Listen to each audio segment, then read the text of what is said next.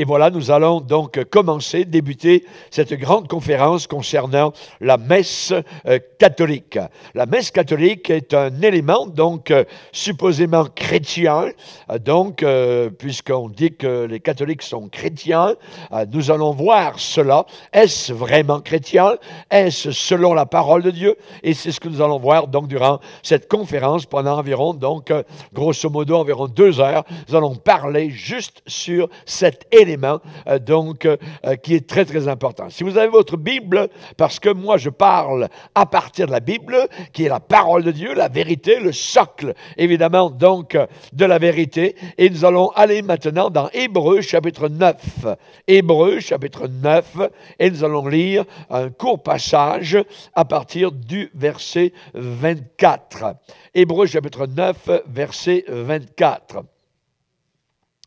Car Christ n'est pas entré dans un sanctuaire fait de main d'homme, en imitation du véritable, mais il est entré dans le ciel même, afin de comparaître maintenant pour nous devant la face de Dieu.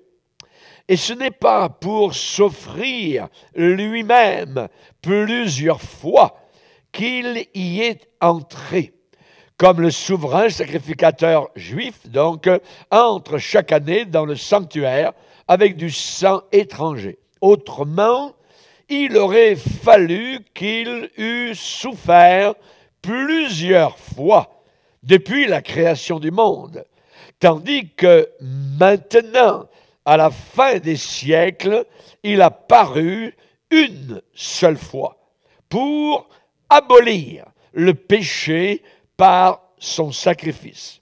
Et comme il est réservé aux hommes de mourir une seule fois, après quoi vient le jugement, de même, Christ, qui s'est offert une seule fois pour porter les péchés de plusieurs, apparaîtra sans péché une seconde fois à ceux qui l'attendent pour leur salut.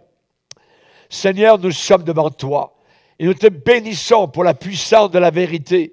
Cette parole capable, Seigneur, de démêler l'erreur de la vérité, l'ivraie du bon grain, les boucs des brebis. Nous te bénissons, Seigneur, pour ce privilège qu'elle est ce soir de plonger nos regards dans la messe catholique et d'y discerner, évidemment, la vérité de l'erreur. Aide-nous, s'il te plaît, à comprendre, à étudier, à sonder les Saintes Écritures, parce que c'est là que nous pensons avoir la vie éternelle, dans les Saintes Écritures. Veuille bénir ces moments, Seigneur. Nous te prions pour ceux qui nous écoutent en Afrique, en Europe, Seigneur, en Amérique du Sud et ailleurs dans le monde. Que la grâce de Dieu les accompagne, les protège, les garde et leur donne leur juste par rapport à ta parole qui est la vérité suprême et devant laquelle un jour nous comparaîtrons tous. Dans le nom puissant de celui qui est ressuscité des morts, notre Sauveur Jésus, nous prions ces choses. Amen. Et tout le peuple dit Amen. Gloire à Dieu. On peut s'asseoir, frères et sœurs, chers amis. Alléluia. Dans le passage que nous avons lu, nous y reviendrons évidemment durant la conférence. Vous avez pu remarquer que Jésus ne s'est pas offert plusieurs fois. Il est dit ici, il s'est une seule fois, verset 27, une seule fois, verset 28, une seule fois. Donc cela est très important. Pourquoi? Eh bien parce que la messe catholique est quelque chose de particulier. Et nous allons évidemment voir cela, tandis que maintenant, à la fin des siècles, il a paru une seule fois pour abolir le péché par son sacrifice. Pendant la messe catholique, il se passe une magie. Le prêtre est un magicien. Et soudain, les éléments qu'il a entre les mains, l'hostie et le vin, au travers d'une parole, tout ça, tout d'un coup, cette hostie, ce pain, on pourrait dire, devient le corps réel de Jésus-Christ. Et le vin devient le sang réel du Seigneur Jésus. C'est ce que tous les catholiques croient, à qui on enseigne cela. Je parlais cet après-midi justement à quelqu'un et je lui disais que nous allions avoir une conférence sur la messe catholique. Il me disait, oh, ben, justement, j'étais enfant de cœur quand j'étais jeune. Il me dit, et oui, il nous apprenait quand on prenait l'hostie, de faire bien attention parce que si on craquait, du sang allait possiblement couler de notre bouche parce qu'on aurait croqué le corps réel donc du Seigneur Jésus et il nous maintenait donc dans une peur extraordinaire. Il me disait, jusqu'au jour, moi enfant de cœur, jusqu'au jour où un prêtre me touche. Et ça a été fini. Donc, pendant la messe, il y a ce qu'on appelle transsubstantiation. C'est ce que je viens de vous expliquer. La transsubstantiation, eh bien, c'est que les éléments, donc pain et vin, deviennent corps et sang réel de Jésus-Christ. Et quand les gens avancent, en tendant la langue, le curé dit, en donnant l'hostie, le corps du Christ. Et les gens croient recevoir en eux Jésus-Christ. Et ils pensent qu'ainsi ils sont sauvés par la messe. Pendant la messe, qu'est-ce qu'il se passe? Pendant la messe, Jésus meurt de nouveau. C'est ce qui est enseigné. Nous allons le voir. Pourquoi? Pourquoi le corps littéral, le sang de Jésus, doivent-ils être présents dans la messe catholique? Dans quel but? Voyez, à quoi cela sert-il? Eh bien, on a la réponse dans ces mots étonnants de M.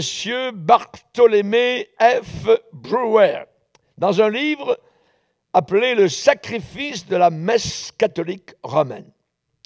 Je cite ce qu'il déclare lui-même. Il dit « Le sacrifice de la messe, c'est le même sacrifice que celui de la croix, parce qu'il y a là le même prêtre, la même victime et la même offrande. » C'est ce qu'il dit. Voyez. Maintenant, je vais vous citer autre chose du pape Pie IV, le 5e article du credo du pape Pie IV, et je cite « Je professe de la même manière que dans la messe est offert à Dieu un sacrifice véritable, adéquat et propitiatoire, écoutez bien la fin, autant pour les vivants que pour les morts. » Donc, la messe catholique a un effet, d'après les catholiques romains, sur les décédés, sur les morts. Un élément propitiatoire. C'est ce que le pape Pie IV a déclaré. Propitiatoire, nous avons cela dans la parole de Dieu. Le propitiatoire dans l'Ancien Testament, c'était évidemment ce mot propitiatoire, eh bien, ça veut dire conciliant, rendre propice et favorable, pour apaiser la colère, pour rendre clément, pour gagner ou retrouver le bon vouloir de quelqu'un, retrouver l'amitié de quelqu'un. Dans l'Ancien Testament, les Juifs avaient cet élément, ce meuble, donc, appelé le propitiatoire, où du sang, donc d'un animal, était versé dessus pour retrouver l'amitié de Dieu. C'était un symbole, donc, de la croix ensanglantée sur laquelle Jésus-Christ allait donc nous rendre Dieu propice, rendre Dieu conciliant. Ouais. Donc, c'est cela. C'est une vérité incroyable dans l'Église catholique, évidemment, donc inouïe, je dirais, puisque beaucoup de gens, évidemment, viennent d'un milieu catholique, viennent à la connaissance du Seigneur. C'est une vérité inouïe de l'Église catholique, c'est-à-dire qu'ils croient, ils enseignent que dans chaque messe, il y en a environ 200 000 par jour, voyez, dans chaque messe, dans chaque église catholique et dans le monde entier, Jésus est offert de nouveau physiquement. C'est ce qu'ils disent, c'est ce qu'ils croient, c'est ce qu'ils nous ont enseigné. Vous voyez, quand nous étions catholiques, si vous venez de ce milieu-là, Jésus est offert de nouveau à la messe physiquement, comme sacrifice pour le péché qui bénéficie évidemment pas uniquement à ceux qui sont en vie, mais qui bénéficie à ceux qui sont morts et qui sont au purgatoire. Que de messes ont été offertes pour les âmes du purgatoire. Vous l'avez entendu. On va payer une messe pour les âmes du purgatoire. Le purgatoire n'existe même pas. Vous voyez? Mais évidemment, ça amène beaucoup d'argent à l'Église catholique depuis des siècles. Vous voyez? Donc, c'est un mensonge. Qu'est-ce que la Bible dit? La Bible dit qu'il est réservé aux hommes de mourir une seule fois, après quoi vient le jugement. Et il nous est dit particulièrement, tandis que maintenant, à la fin des siècles, il a paru une seule fois, il manque un E au seul, mais c'est pas grave, vous voyez, une seule fois pour abolir le péché par son sacrifice. Jésus ne s'est pas offert plusieurs fois. Il ne s'offre pas de nouveau par une quelconque cérémonie appelée chrétienne ou messe ou quoi que ce soit. Jésus s'est offert une seule fois à la croix du Calvaire sur l'autel de bois pour nous sauver et c'est fini. C'est fini. Il n'y a plus de sacrifice à accomplir. La Bible dit, mais chaque messe catholique est une recréation de la mort de Jésus pour les péchés du monde. C'est une recréation, voyez. Et ce n'est pas une recréation symbolique. Ce qu'il croit, c'est que c'est une offrande réelle, littérale. À la messe, Jésus souffre encore. C'est ce qu'il croit. Jésus verse encore son sang. Jésus donne encore donc sa vie et son corps pour les péchés du monde. C'est ce que l'Église catholique donc enseigne. Chaque messe catholique est une recréation de la mort de Jésus pour les péchés du monde. Donc, pas symbolique, non. Ils disent une offrande réelle, littérale, du corps et du sang du Seigneur. Pourquoi faire? Afin de faire l'expiation journalière, quotidienne, pour tous les péchés commis depuis que Jésus a été crucifié il y a 2000 ans. Imaginez, c'est complètement en dehors, donc, de la vérité. Alors, il y a le calice, il y a l'hostie, et il y a le vin particulièrement, donc très, je dirais, important. Alors, l'Église catholique dit que, évidemment, la coupe a été enlevée aux fidèles, généralement. Vous n'avez que, les catholiques, vous n'avez que l'hostie. Il y a juste le curé, lui, qui boit tous les jours son petit verre, voyez. Mais on nous fait croire, évidemment, que c'est du sang. Que ça devient, au travers de la cérémonie de la messe catholique, ce vin devient le sang réel de Jésus-Christ. Il y a juste lui qui le boit, voyez, et on vous donne donc une hostie qui, supposément, on vous dit, voici le corps de Christ, le corps de Christ, le corps de Christ, le corps de Christ, voyez. Alors, parfois, il échappe par terre, on le ramasse, là. Alors, mais c'est pas grave, voyez, et les gens pensent avaler, littéralement, donc, Jésus-Christ dans leur estomac. Voyez? Donc, et par cela, ils pensent aller au ciel. Mais il n'y a rien de vrai dans tout cela. Alors, on sait probablement que la raison pourquoi les éléments, le pain et le vin, doivent absolument devenir physiquement le corps et le sang de Jésus pour qu'ils soient de nouveau, donc, offerts pour les péchés. Je vais vous lire ce que un livre écrit par l'archevêque de Saint-Louis aux États-Unis. Donc, l'archevêque s'appelle John Joseph, le cardinal Carberry. dans un livre qui s'appelle L'Esprit de Jésus. L'imprimatur est catholique, à la page 89 et 90, et je cite ce qu'il déclare: « La Sainte Eucharistie est la continuation perpétuelle de cet acte de sacrifice et d'abandon de notre Seigneur Jésus-Christ. Quand la messe est célébrée, dit-il, Jésus lui-même se présente de nouveau dans cette action d'abandon total au Père, dans sa mort sur la croix. Jésus s'offre lui-même au Père de façon continuelle dans le même acte éternel d'offrande qui commença sur la croix et qui ne cessera jamais. La messe, dit-il, ce cardinal dit, la messe est identique au calvaire. Elle est un sacrifice pour le péché et elle doit être perpétuée pour enlever le péché. » C'est faux. C'est faux. Ce n'est pas vrai. Le catéchisme du Concile de Trente. Le Concile de Trente, c'est un concile qui a eu lieu lorsqu'il y a eu la Réforme, lorsque la parole de Dieu, donc en Europe, a commencé à être redécouverte et qu'on a commencé à sortir des âges noirs, donc, et que là, la parole de Dieu a commencé à être aimée et que les gens ont commencé à abattre leurs statues, à mettre leur chapelet à la poubelle et leur image qu'ils adoraient, l'Église catholique a dû réagir à cela. Donc, ils ont fait, par rapport à la Réforme, ils ont fait, eux, les catholiques, la contre-réforme. Ils se sont réunis en Italie, donc dans la ville appelée Trente. Et là, il y a eu le concile de Trente. Et le catéchisme du concile de Trente demandait que tous les prêtres catholiques, particulièrement, expliquent à leurs gens, à leurs ouailles, que les éléments de la messe, le pain et le vin, ne contenaient pas seulement la chair de Jésus, pas seulement les os de Jésus, pas seulement les nerfs de Jésus, mais la totalité du Christ. Encyclopédie des religions, page 77, volume 2. Imaginez.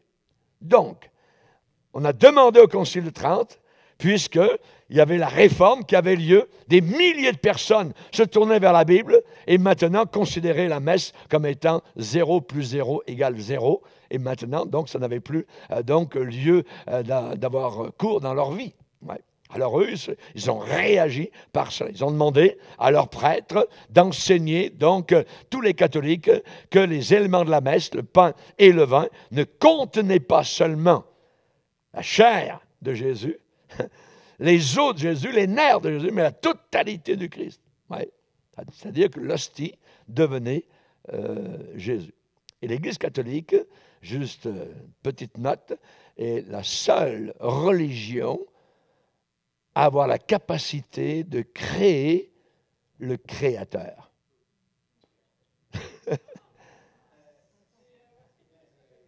Il crée Dieu dans la messe. L'hostie, au début, qui est soucoupe volante, voyez, qui est juste un morceau de pain, on va dire, tout d'un coup devient Dieu. Et là, les gens adorent, et on leur fait croire que maintenant, c'est Dieu qui est là. Voyez. Donc, le curé a créé Dieu. Et les gens croient cela. Ils croient un mensonge, voyez. Et c'est pour cela que les catholiques parlent du sacrifice de la messe. Ce n'est pas uniquement la messe, c'est le sacrifice de la messe. Et il y a eu donc aussi le concile donc, de Vatican II particulièrement, donc, qui a essayé de renouveler l'Église catholique romaine. On va voir, évidemment, donc ça n'a pas très très bien fonctionné. C'est pour cela que les catholiques parlent du sacrifice de la messe et le renouvellement du sacrifice de la croix. Au Concile de Trente particulièrement, donc, le Concile de Trente a fait certaines déclarations sur le sacrifice de la messe. Ce Concile de Trente a eu lieu en 1545. Ça a été convoqué par le pape Paul III Hein. Ça a commencé dans la ville de Bologne, en Italie. Ça a continué ensuite dans la ville de Trente, de 1554 pardon, 1551 à 1552. Et ce concile de Trente, donc, a été convoqué particulièrement pour, je dirais, clarifier, standardiser la doctrine catholique, afin de donner une réponse aux défis qui étaient posés, donc, comme je vous l'ai dit, par la réforme, à partir des réformateurs en Allemagne, en Suisse, donc en France, avec Martin Luther, avec les grands réformateurs en Angleterre, et ainsi de suite. Donc, ils ont dû réagir. Donc, ça a été le concile donc, de Trente. Et ça a été achevé, ça a commencé par le pape Paul III, et ça a terminé par le pape Pie IV. Donc, c'est un pape Paul III qui a commencé, le 220e pape de l'Église catholique, qui a commencé donc ce concile, hein, et ça a été terminé par le pape Pie IV, le 224e pape de l'Église catholique romaine, de 1559 à 1565. Maintenant, à la fin de ce concile, cette grande rencontre, il y a eu 4 grandes conclusions. Ils ont conclu, ils ont fait un résumé de ce qu'ils avaient discuté ensemble pendant des mois et des mois. Et il y a 4 grandes conclusions qui sont sorties. Et ça commence tout par « si quelqu'un dit ». Et ça finit par « alors qu'il soit anathème ». Si quelqu'un dit, et sur particulièrement 4 éléments très importants. Donc, et je vais vous expliquer ce que le mot anathème donc, veut dire. Anathème, c'est la sentence la plus forte qui puisse être faite. Ça veut dire maudit. Maudit. Vous voyez? C'est contre quelqu'un, ça vient de l'ancien grec, la langue originale du Nouveau Testament. Anathème, ça veut dire quelqu'un qui est destiné à la mort. Un hérétique, un maudit. Et l'Église catholique a fait tuer des millions de personnes qui aimaient la Bible, la parole de Dieu. Aujourd'hui, on a oublié l'histoire, mais l'histoire est là pour nous le dire. Ce qui s'est passé dans cette Église meurtrière, à partir du Concile de Trente, 4 grandes conclusions. Quiconque faisait ou disait certaines choses, 4 choses, était maudit. Donc une personne était damnée à leurs yeux. S'il ne mourrait pas, c'était l'excommunion prononcée donc contre cette personne. C'est une sorte de condamnation. Par exemple, dans la Bible, on a ce mot. J'aimerais vous le dire parce qu'il est dans la parole de Dieu. La Bible dit, par exemple, dans 1 Corinthiens 12, verset 3, « Nul, s'il parle par le Saint-Esprit, ne peut dire « Jésus est anathème ». Jésus est anathème. Ça veut dire « Jésus est maudit ». Et vous entendez ça régulièrement autour de vous, « Maudit Jésus ». Maudit Christ. Ça, vous voyez, cette expression-là vient de l'enfer. Vous voyez? Donc, une personne qui dit cela, regardez-la bien, elle va en enfer si elle meurt sur place. Anathème. Ça, c'est ce que la parole de Dieu nous déclare. Paul va dire, si quelqu'un vous annonce un autre évangile que celui que nous vous avons annoncé, qu'il soit anathème. Maudit. Ça, c'est une réalité. Vous voyez? Donc, on ne peut pas changer l'Évangile. Et le diable, son travail, c'est de transformer l'Évangile, de le changer, de le modifier, de l'altérer. Ouais. Par exemple, dans 1 Corinthiens 16, verset 22, l'apôtre Paul dit, « Si quelqu'un n'aime pas le Seigneur, qu'il soit anathème. » Si quelqu'un n'aime pas le Seigneur, qu'il soit anathème. Il n'y aura personne au ciel qui n'aime pas Jésus. Personne. Voyez. Tous ceux qui vont au ciel sont des gens qui aiment tous Jésus-Christ. Alléluia. Amen. Jésus est sa parole, évidemment. Voyez. Puisque dans l'Apocalypse, au ciel, il est dit, il n'y aura plus aucun anathème.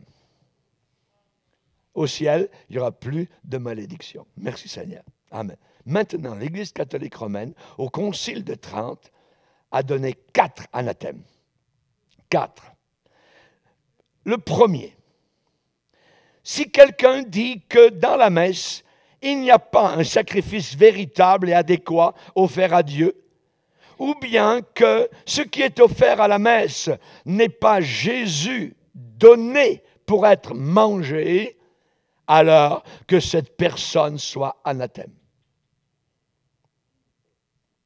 Toute l'Église évangélique, fidèle à la parole, est maudite par l'Église catholique. Parce que ce que le Concile de Trente a déclaré n'a jamais été révoqué. L'Église catholique tient encore à ce qui a été dit au Concile de Trente, dans les années 1500. Deuxième conclusion, voyez, si quelqu'un dit, quand Jésus a déclaré « Faites ceci en mémoire de moi », il n'a pas, à ce moment-là, fait de ses apôtres des prêtres. Et il n'a pas ordonné que eux et d'autres prêtres offrent son corps et son sang. Si quelqu'un dit ça, alors que cette personne soit anathème. Et c'est ce que nous disons.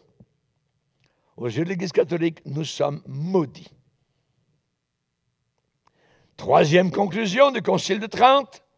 Si quelqu'un dit que le sacrifice de la messe est seulement de la louange et de la reconnaissance et une simple commémoration du sacrifice accompli sur la croix, mais non pas propitiatoire, ou que c'est seulement pour le bénéfice de la personne qui le prend, et ne devrait pas être offert pour les péchés, la punition et la satisfaction des vivants et des morts, alors que cette personne soit anathème. Quatrième chose, ce Concile de Trente, si quelqu'un dit que le saint sacrifice de Jésus, accompli sur la croix, est réaccompli au travers du sacrifice de la messe et que cela est un blasphème, alors que cette personne soit anathème. C'est ce que nous disons. Nous disons que la messe catholique est un blasphème aux yeux de Dieu. Et je vais vous l'expliquer durant cette conférence. Voilà les 4 grandes résolutions officielles, les 4 grandes conclusions catholiques face à la réforme protestante. La Bible nous dit que quoi? C'est simple. C'est simple. Dans l'Eucharistie, vous avez la présence même de Dieu. À l'intérieur, là, dans la petite chose blanche, vous voyez, c'est Dieu qui est là. Et les gens se mettent à genoux et adorent. Et un jour, nous avons fait venir un évêque ici, qui a fait une conférence, justement, sur les sacrements catholiques. Et il avait été évêque catholique dans un pays d'Amérique du Sud. Et il dit qu'un jour, il n'y avait pas d'hostie, donc il y avait une procession, et il avait le bidule entre les mains, tout ça, là, le soleil qui brille, et il a mis un Kleenex rapidement. Il avait un Kleenex, tout ça, là. Alors, il a pris ça, hein, et il l'a mis donc directement à la place de l'hostie. Vous voyez? Il a fait ça un petit rond, tout ça, et il a mis donc à l'intérieur, il a fermé la petite vitre, tout ça. Et tous les gens, tous les gens adoraient, vous voyez. Pourquoi? Ben, à cause de l'ignorance, vous voyez. Mais cet évêque catholique est venu à la connaissance du salut. Il a été sauvé. Il nous a montré ses bagues d'évêque, sa tiare qu'il avait, ainsi de suite. Donc, il avait été véritablement sauvé par le sang merveilleux de Jésus-Christ quand il est venu à la connaissance de l'Évangile. Si l'Évangile libère, amen, alléluia, gloire au Seigneur. Donc, que Dieu soit béni. Maintenant, on va essayer de se poser une question. N'oublions pas, Jésus s'est offert une seule fois pour porter les péchés de plusieurs. C'est très important parce que l'Église catholique, la messe, c'est qu'il s'offre chaque fois, à chaque messe, Jésus s'offre encore. C'est le sacrifice. Ce n'est pas uniquement la messe, c'est le sacrifice. Donc, il y a un sacrifice qui se passe donc dans cette sorte de magie catholique. La Bible est plus claire, elle est la réalité, elle dit la vérité. Christ s'est offert une seule fois.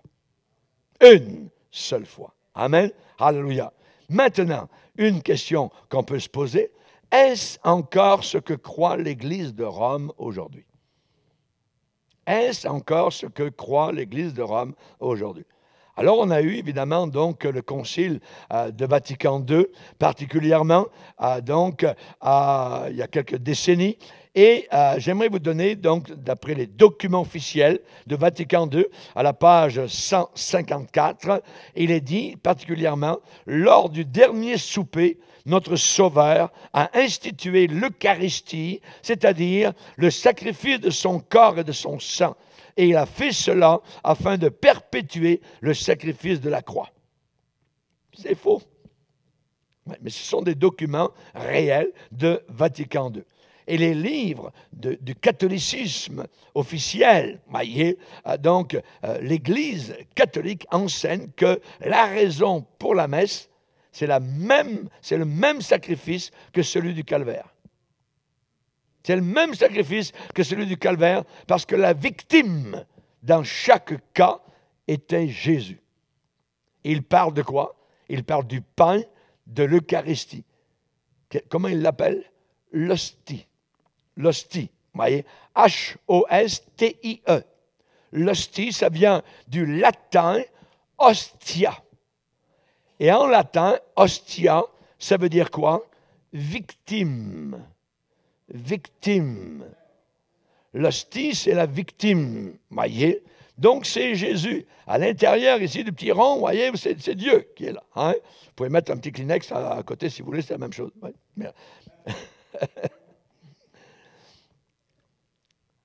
Vatican. Deuxième concile, Vatican II, qui s'est passé du 11 octobre 1962 au 8 décembre 1965. C'est un concile écuménique tenu dans la basilique Saint-Pierre à Rome, donc en 4 sessions, sous les pontificats de Jean XXIII et de Paul VI. Jean XXIII, le pape de l'époque, a annoncé le 25 janvier 1959 son intention de convoquer un concile qui devait assurer le renouveau de l'Église catholique face au monde moderne et relancer le mouvement en faveur de l'unité des églises chrétiennes. Ce qu'actuellement vous voyez sous vos yeux, voyez, même les évangéliques, les baptistes, les pentecôtistes, les luthériens, les méthodistes, tout le monde est en train de retourner à Rome. C'est la victoire de Rome sur la réforme. Parce qu'ils n'ont jamais accepté la réforme qui a eu lieu dans les années 1500. Maintenant, ce qu'il faut savoir, c'est que hostie en latin vient de hostia qui veut dire victime. Victime. À chaque fois, il y a une victime. Dans chaque messe, c'est toujours Jésus qui de nouveau se redonne. C'est après ce qu'eux croient évidemment, mais il n'y a rien qui se passe comme ça, mais c'est ce qu'eux, évidemment, ils veulent croire à leur chose. Voyez? Donc, mais c'est cela. Et particulièrement, normalement, sur chaque autel catholique, à l'intérieur, il y a une petite plaque quelque part, et dans cette plaque, il y a des os de cadavres. Donc, c'est un sacrifice offert sur des os de mort, à chaque fois. C'est macabre. Je dirais quasiment occulte, diabolique. Maintenant, ce que nous allons voir, pourquoi le sacrifice de la messe? Comment ça se fait? Comment ça se fait? Eh bien, on va prendre la propre documentation, la littérature catholique. On va prendre leur littérature à eux. Il y a un livre qui s'appelle « Voici l'Église catholique », écrite par les chevaliers de Colomb. L'imprimature est dessus. Vous savez ce que c'est dans la littérature catholique, l'imprimature. L'imprimature, ça veut dire c'est la permission d'imprimer, de publier un livre, un article, n'ayant rien de contraire à l'enseignement de Rome. Donc, si vous lisez un livre où c'est marqué imprimatur, voyez, ça veut dire que c'est autorisé par Rome. par le Vatican que ce livre, donc, est selon les dogmes et la doctrine catholique. Et dans ce livre-là, voici l'Église catholique, l'imprimature, l'approbation, eh bien, elle vient particulièrement de l'archevêque de Hartford. Voyez. Et je lis spécialement ce que lui déclare dans cela. Le sacrifice, dit-il, c'est l'essence même de la religion. Seulement par le sacrifice peut se réaliser l'union parfaite avec le Créateur. Ce fut par le sacrifice de Jésus lui-même que cela fut accompli pour l'homme. Ce n'est que par une perpétuation seulement et uniquement de ce sacrifice que cette union peut être maintenue. Donc, vous ne pouvez pas continuer à avoir une communion avec Dieu si vous n'allez pas à la messe. Tous les catholiques sont liés à la messe catholique. Vous voyez? Ils sont liés à cela. Vous ne pouvez pas maintenir votre communion avec Dieu sans la messe. Ça veut dire manger le corps et le sang de Jésus. Ben, eux, ils n'ont même pas la coupe, ils ont juste le corps, mais en tout cas, ouais, c'est ce qu'eux déclarent. Alors, et je continue à dire, ce qui fait de la messe le plus élevé de tous les sacrifices, c'est la nature de la victime. Il dit, cet évêque, la victime, c'est Jésus en personne. Parce que la messe, c'est la continuation du sacrifice de Jésus qu'il a offert au travers de sa vie et de sa mort. Jésus est alors le prêtre, celui qui offre le sacrifice, mais Jésus n'est pas seulement le prêtre de ce sacrifice, il est aussi la victime, l'objet même de ce sacrifice. La messe est ainsi la même chose que le sacrifice de la croix. Le sacrifice de la croix et la messe catholique, il dit c'est la même chose. Quel que soit le nombre de fois où il est offert, quel que soit le nombre de lieux où ce sacrifice est offert, c'est le même sacrifice de Jésus. Jésus est pour toujours en train de s'offrir dans la messe. Pages 20 et 24. Jésus est pour toujours en train de s'offrir dans la messe. Et vous avez des gens, évidemment, bien intentionnés, qui, évidemment, croient tout cela. Tout cela est faux. Tout cela est faux. Pourquoi? Parce que Jésus a dit quelque chose. Quand il était sur la croix, juste avant qu'il ne meure, l'instant avant qu'il ne meure, avant que sa tête ne penche, avant que son menton ne touche sa poitrine, Jésus a crié du haut de la croix, alors qu'il était cloué, tout est accompli. Tout est accompli. Tout est réalisé. Voyez? Évidemment, donc, ce n'est pas du tout la transsubstantiation, ce n'est pas du tout un renouvellement de sacrifice, ce n'est pas du tout, donc, ce que l'Église catholique enseigne. Quand Jésus prit le vinaigre, il dit, tout est accompli. Et baissant la tête, il rendit l'esprit. Tout est accompli. Si tout est accompli, on n'a plus besoin de sacrifice. Il a fait un seul sacrifice. Une seule fois. Une fois pour toutes. Ce sont les expressions de la Bible. Et l'Église catholique nous dit, non, non, non, non. Oui, il est mort sur la croix, mais son sacrifice est renouvelé, il est refait. Et la messe, c'est exactement comme le sacrifice de Jésus à la croix du Calvaire. Non, pas du tout. Chaque vrai chrétien aime le son de ces trois mots. Tout est accompli. Alléluia. Tout est accompli. Merci Seigneur. Tout est réalisé. Tétélestai en grec. Tout est payé. Le marché est conclu. Christ venait d'accomplir une seule fois, en une seule fois, alléluia, tout le pardon de tous nos péchés. Une seule fois, une seule expiation. Merci Seigneur. Donc, l'exclamation de Jésus sur la croix, la proclamation glorieuse qu'il a faite, eh bien, c'est que les souffrances du Seigneur étaient maintenant totalement achevées. Jésus ne souffre plus. Nous le voyons comment maintenant? Hébreux chapitre 2. Nous le voyons par la foi, avec les yeux de la foi, couronné de gloire et d'honneur à cause de la mort qu'il a soufferte. Alléluia. Alléluia. Merci Seigneur. Amen. Donc Jésus, sur la croix du Calvaire, eh bien, a dit tout est accompli. Dans Jean 19, verset 30, il avait fini sa mission. Il avait accompli sa mission. Il avait vécu une vie de tristesse. Il avait porté sur lui le fardeau d'un monde devenu fou. Il avait été rejeté par tout le monde, même ses plus proches amis. Il était venu chez les siens et les siens l'avaient rejeté.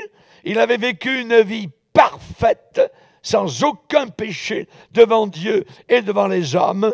La Bible dit qu'il était l'agneau sans tache et sans défaut. Aucune tache, aucun défaut. Il était venu sur la terre, immaculée conception.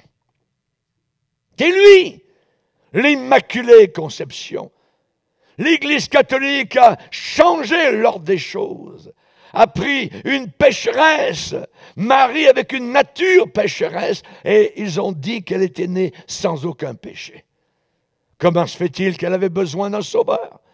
Comment se fait-il dans le Magnificat qu'elle invoque Dieu son sauveur? Sinon, un pécheur invoque et demande la grâce du Dieu sauveur. C'est Jésus qui est immaculée conception, conçu de façon immaculée, sans aucune tache, sans aucun péché. Il était capable de confronter sa génération et de dire « Qui de vous me convaincra de péché ?» Personne. Mohammed n'a jamais défié sa génération comme cela. Ni Bouddha, ni Zoroaster, ni aucun chez les hindous. Personne. Il n'y a que Jésus. Qui de vous? Allez-y, montrez-moi un seul péché. Si je vous disais cela, vous trouveriez beaucoup de péchés chez moi. Et j'en trouvais beaucoup chez vous. Mais Jésus était sans aucun péché. Alléluia. Merci Seigneur. Il était Dieu. S'il y avait un seul péché. Un jour, le pape a dit, quand Jésus est retourné à Nazareth, après que ses parents l'aient cherché dans le temple, le pape a dit, dans un avion de retour quelque part, il a dit certainement que Jésus a dû demander pardon à ses parents. Monsieur le pape, Jésus n'a jamais demandé pardon une seule fois. De quoi que ce soit. S'il a demandé pardon, c'est qu'il est pécheur. Il n'y a qu'un pécheur qui demande pardon. Jésus était sans péché. Il n'a jamais demandé pardon. Jamais. Alléluia. Que Dieu soit béni. Évidemment, pour le récompenser sur la terre, on avait ri de lui, on avait craché sur lui, on l'avait frappé, on l'avait battu au-delà de toute reconnaissance. Finalement, il a terminé cloué sur une croix. C'est ce que les hommes ont fait. Il s'était soumis volontairement à tout cela parce que c'était la volonté de son Père. Tu m'as formé un corps, ô Dieu, pour faire ta volonté. Le corps que Jésus avait, il devait prendre un corps. Un esprit ne peut pas mourir. Et comme Dieu est esprit, il était Dieu dans l'éternité. Donc il a dû venir et se confiner, se réduire à un petit homme dans un corps. Pourquoi un corps? Pour mourir. Pour mourir. Oh Dieu, tu m'as formé un corps pour faire ta volonté. Il a fait la volonté du Père en mourant à ma place et à la vôtre. Merci Seigneur. Alléluia. Il s'était soumis volontairement à tout cela. C'était la volonté de son Père qu'il s'offre lui-même afin de payer la punition, la pénalité pour tout le péché du monde. Brebis muette. Il n'a rien dit. Pourquoi? Parce qu'il portait le péché. Il était traité comme un coupable alors qu'il était innocent. Il a porté tous nos péchés. Le péché présent, le péché passé, péché futur, quoi que ce soit, il a été la substitution. Il a été la rançon, le prix d'échange. Quand vous achetez quelque chose sur le marché, vous payez. Vous voyez? Et ensuite, vous prenez l'objet. Ça vous appartient. Parce que vous l'avez payé. Et maintenant, Jésus a payé sur le marché nos propres vies. Et nous sommes maintenant à lui. Nous lui appartenons. C'est la raison pour laquelle il est dit qu'il nous a achetés, rachetés. On parle d'un achat. Quel prix a-t-il payé? Son sang. Son sang. C'est le sang de Jésus. Le vin, dans l'Église catholique, reste du vin. Depuis des siècles. Dans l'Église catholique, Marie n'a jamais répondu à aucune prière depuis 2000 ans. Toute l'erreur. Il n'y a personne au purgatoire. Je m'en rappelle toujours, j'étais en France un jour, et il y a une chère dame qui est venue juste à côté de moi, elle m'a dit, « Pasteur Bourgier, j'aimerais juste vous poser une question. » Elle m'a pris un petit peu à part parce qu'elle ne voulait pas que les autres entendent. Elle dit, « Est-ce que vous croyez qu'il y a un purgatoire? » J'ai dit, « Non, madame, n'ayez pas peur du purgatoire. Vous n'irez pas au purgatoire, ni en enfer, si vous donnez votre vie totalement à Jésus-Christ. » Alléluia. Chers amis, ça n'existe pas. C'est des inventions. Des inventions, voyez. La vérité, c'est la vérité. Elle a, je dirais, une puissance pour nous diriger dans le droit chemin. Jésus dit, vous connaîtrez la vérité, et la vérité vous affranchira. La vérité vous libérera. La religion ne libère personne. Je parlais tout à l'heure, j'étais dans un enterrement, environ une quarantaine, cinquantaine de personnes. Ils écoutaient attentivement, on aurait pu entendre un moustique voler. Comme si j'étais quasiment quelqu'un descendant, un astronaute descendant de quelques planètes, parlant de l'éternité, parlant du ciel. Je leur ai dit, vous n'êtes pas des animaux évolués, votre petit chat, votre petit chien, il n'a pas la pensée de l'éternité. Vous ne le verrez jamais se mettre à genoux sur ses deux petites pattes en train de prier Dieu, de lever son petit nez vers le ciel. Jamais. Mais vous, quand ça va mal, vous allez plier le genou. Même si un jour vous avez dit, il n'y a pas de Dieu, ça n'existe pas. Vous allez plier le genou, vous allez crier vers Dieu, parce que Dieu a mis dans votre cœur la pensée de l'éternité. Alléluia. Chers amis, j'aimerais vous dire particulièrement, hélas, les paroles du prêtre catholique romain sur la signification des vraies paroles de Jésus, tout est accompli. Eh bien, un de ces prêtres catholiques romains tord toute l'affaire. Et je vais vous le dire, ce qu'il dit. C'est le frère Richard W. Grace dans un livre qui s'appelle « Le sacrifice de Christ ». Il dit « Tout est accompli ». Jésus l'a dit. Mais ces paroles ne déclarent pas que son sacrifice était achevé, fini. Mais cela voulait dire simplement et seulement que sa vie terrestre normale sur terre était finie. Aïe. Et que son état de victime était maintenant bien établi. Alors il a commencé à partir de là sa carrière éternelle comme étant le sacrifice perpétuel de la nouvelle loi. Bla bla bla bla. Vous voyez comment c'est tordu totalement. Alors comment se fait-il que quand Jésus est mort sur la croix, au même instant, à quelque distance, à l'intérieur de la ville de Jérusalem, à l'intérieur du temple de Jérusalem, un voile immense qui séparait le lieu saint du lieu très saint s'est déchiré de haut en bas. Pourquoi? C'était la symbolique que maintenant l'homme pouvait entrer dans le lieu très saint, dans la présence même du Père, à cause du sacrifice qui venait d'avoir lieu à quelque distance, sacrifice ensanglanté. C'est par ce sacrifice qu'un jour nous serons dans la présence du Père. Alléluia. Le voile a été déchiré. Que pensez-vous que les prêtres ont fait à Jérusalem? Ils sont vite allés chercher des aiguilles et du fil pour recoudre. Et c'est ce que l'Église catholique fait depuis des siècles. Elle a recousu le voile qui avait été déchiré. Vous ne pouvez pas entrer dans l'Église catholique tout seul devant Dieu. Vous n'êtes pas assez intelligent pour comprendre la Bible. Vous avez besoin d'un prêtre, d'un curé. Vous avez besoin d'un évêque. Vous ne pouvez pas. Et vous êtes liés par toutes sortes d'amarres pour vous empêcher de prendre votre envol jusque dans la présence du Père Céleste qui vous aime et qui vous a donné son Fils bien-aimé. Alléluia. Alléluia. Selon Rome, Jésus doit donc mourir pour toujours pour le péché, perpétuellement. Imaginez.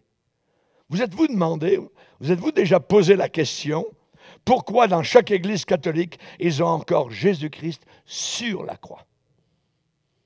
Le crucifix.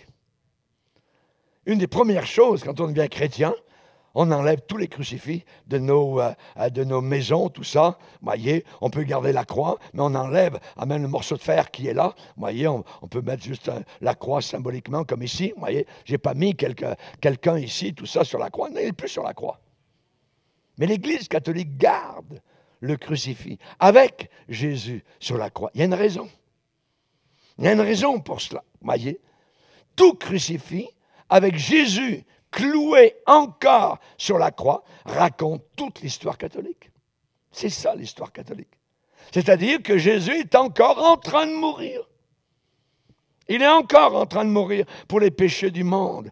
Et vous avez besoin de la messe catholique. Vous n'y arriverez jamais sans la messe catholique. Mais c'est drôle, j'ai été libéré depuis plus de 50 ans de la messe catholique. Alléluia. Merveilleux. C'est merveilleux. Tout cela est un mensonge. Un mensonge. On a besoin uniquement de regarder vers les Écritures pour voir la vérité. La messe catholique n'est pas la continuation du sacrifice de Jésus. À la croix du Calvaire, Jésus a dit, tout est accompli. L'agneau de Dieu, voyez, a été offert une fois pour toutes. C'est l'agneau de Dieu. Dans l'Ancien Testament, les Juifs offraient des milliers d'agneaux. Mais c'était comme une ombre, comme un symbole de quelque chose qui allait venir. Et Jésus est venu une seule fois, agneau lui-même de Dieu, son sang a coulé et nous sommes tous pardonnés. Il faut y croire. Il faut placer sa foi sur une vie que je n'ai pas vécue, la sienne. Sur une mort que je n'ai pas vécue, la sienne. Sur une résurrection que je n'ai pas vécue, la sienne. J'ai placé toute ma vie sur la terre et toute mon éternité. La Bible dit, maudit soit l'homme qui place sa confiance dans l'homme. Des millions de catholiques ont placé leur confiance dans l'homme.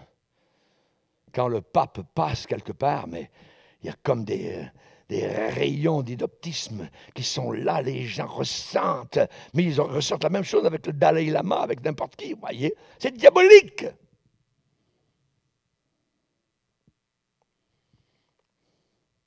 Qu'est-ce qu'il nous faut? Il nous faut un retour à ce livre. C'est ce livre, la parole de Dieu. La parole de Dieu est puissante. Tout est accompli. La messe, disent-ils, est la continuation du sacrifice de Jésus. Nous répondons en disant c'est faux. Ce n'est pas vrai. Parce que tout est accompli. C'est fini. C'est achevé. Tout est achevé.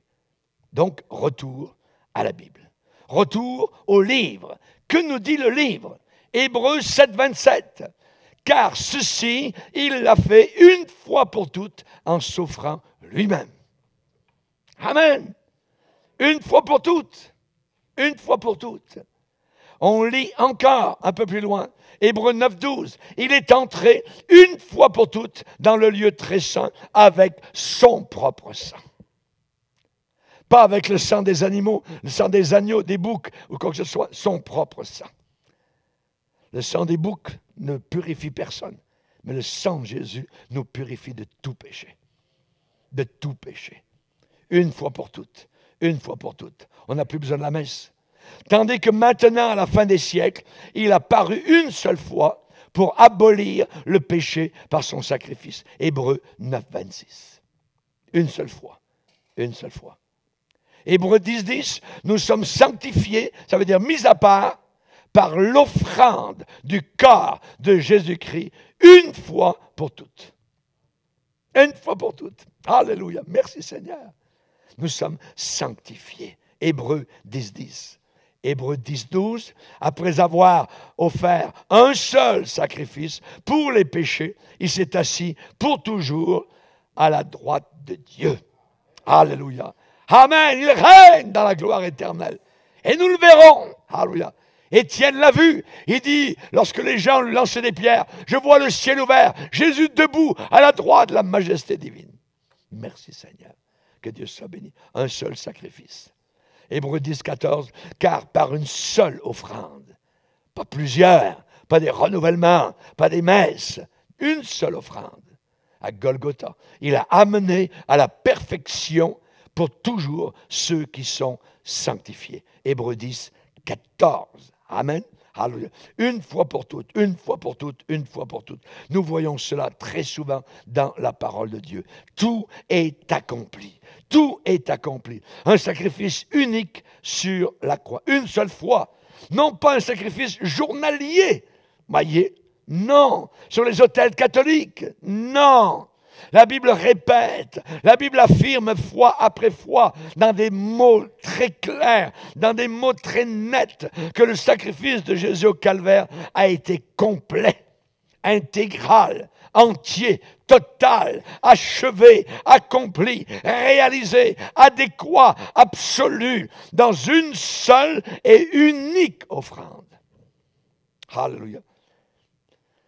Et ce sacrifice ne devait jamais être répété. Et cela est dit d'une façon très explicite dans Hébreux chapitre 7, vous pourrez lire ça à la maison, Hébreux chapitre 9, Hébreux chapitre 10. Je vais vous donner un exemple. Dans l'Ancien Testament, Moïse était le leader du peuple d'Israël et ils avaient soif. Ils avaient besoin d'eau. La Bible dit dans le Nouveau Testament qu'ils avaient un rocher. Et le Nouveau Testament nous dit ce rocher était Christ. Ce rocher était Christ. Ils avaient soif. Dieu dit à Moïse, Moïse, frappe le rocher. Moïse prend le bâton de Dieu, bang, frappe le rocher. Et l'eau coule à flot, de l'eau cristalline, fraîche. Des milliers de gallons d'eau coulent soudainement parce que le rocher a été frappé.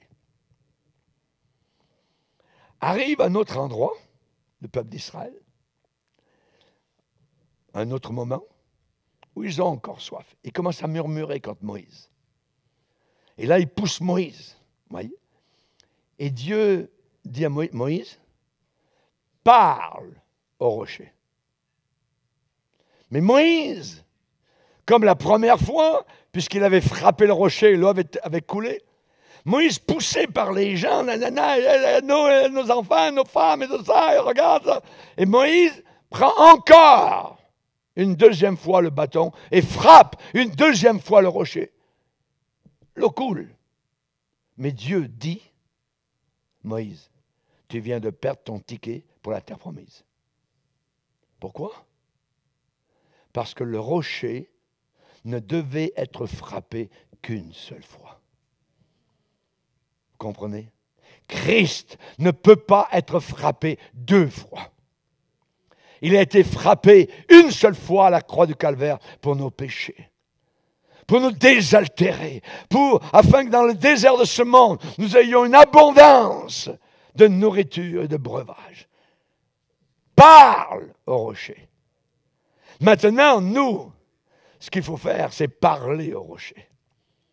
Ne jamais frapper le rocher. L'Église catholique blasphème jour après jour, tous les jours, avec les messes qu'ils font, parce qu'ils frappent continuellement le rocher.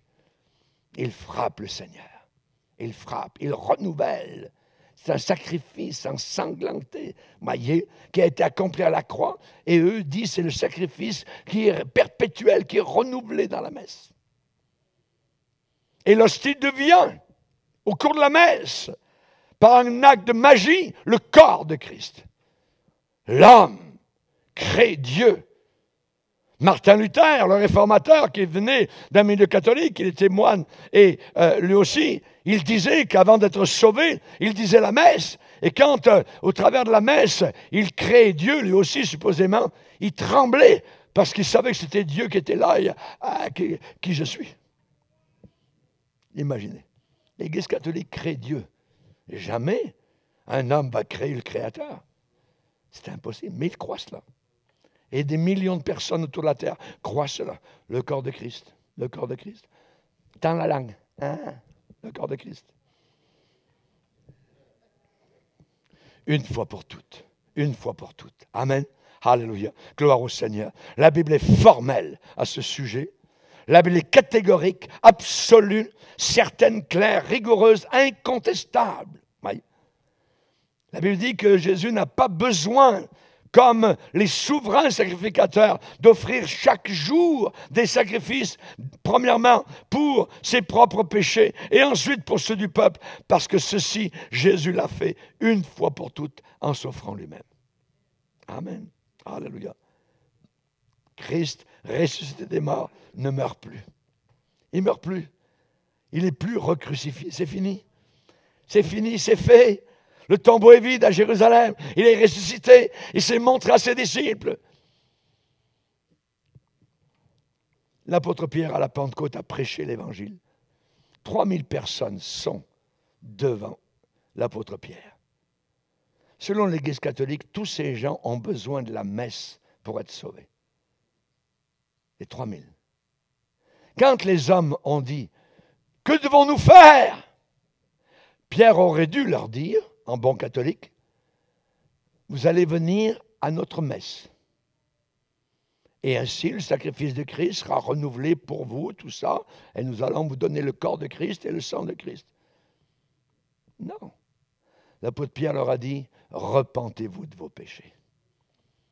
Repentez-vous de vos péchés. Croyez à la bonne nouvelle. Christ est ressuscité. Il vous pardonne, il vous sauve. C'est autre chose. Amen. Alléluia. La parole de Dieu est bien claire. Aujourd'hui, calice, hostie, vin, ainsi de suite, toyer, il y a tout un simagrée, il y a des habits spéciaux, des habits babyloniens avec des tiares, tout ça. Ça vient de la Babylonie, tout ça. L'Église catholique sort de Babylonie.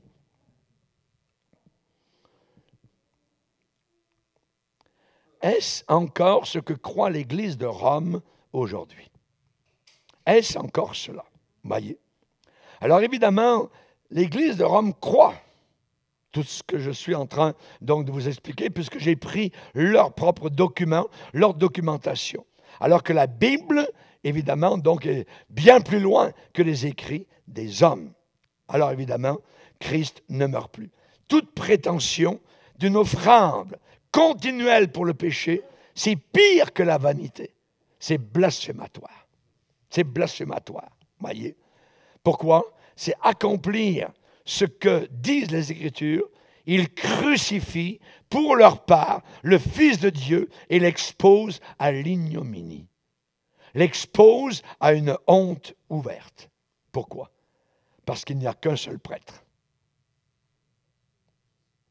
Tous les prêtres catholiques pourraient demain matin s'en aller et ça fonctionnerait très bien. Ils ne servent à rien au point de vue éternel. C'est terrible, mais c'est la réalité. Pourquoi? Parce que la Bible, et je vais vous le dire dans la deuxième partie, nous n'avons qu'un seul prêtre. C'est Jésus. C'est Jésus. Amen. On va s'arrêter là pour la première partie. On va revenir tout à l'heure pour la deuxième partie. Et nous verrons Jésus comme étant le seul et unique prêtre. Amen. On va se lever ensemble, si vous voulez bien, maintenant.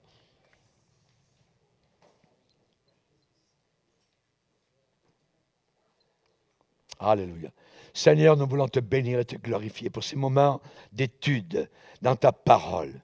Cette parole est profonde, cette parole est réelle. Cette parole nous fait flotter, Seigneur, au-dessus du marasme religieux dans lequel on veut nous emmener, ou les mensonges que l'on nous a fait croire. Je te demande, Seigneur, de bénir abondamment chacun de tes enfants qui écoutent cette conférence au travers de toute la terre. Au nom puissant de Jésus. Amen. Et tout le peuple dit Amen. Gloire à Dieu. Voilà, on va s'arrêter.